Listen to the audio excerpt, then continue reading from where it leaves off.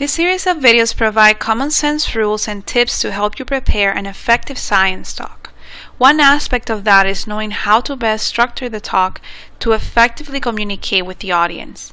The basic rule for delivering an effective science talk is to first say what you're going to say. This means that you should let the audience know what your talk is about. You can include an outline and mention the main points you're going to be discussing in your introduction. Once you have said what you're going to say, then you say it. This simply means that you deliver your talk. Finally, you want to remind the audience of the main points you covered, so you should summarize these in your conclusion. You want to structure your talk so that it tells a story that is compelling to the audience. To do this, you need to arrange the material logically.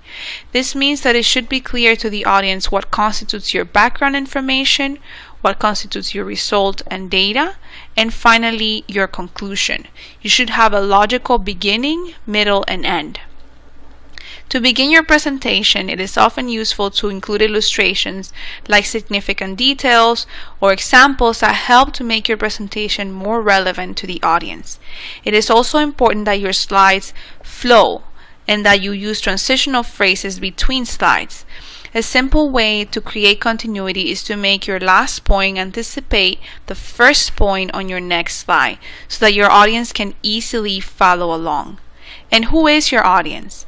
In order to be able to prepare an effective presentation, you need to know why and to who you are giving this presentation.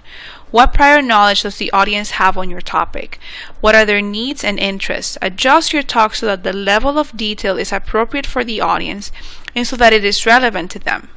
You also need to identify the main point you would like the audience to take away from your presentation and structure your talk to emphasize this point and to connect it to their needs and interests.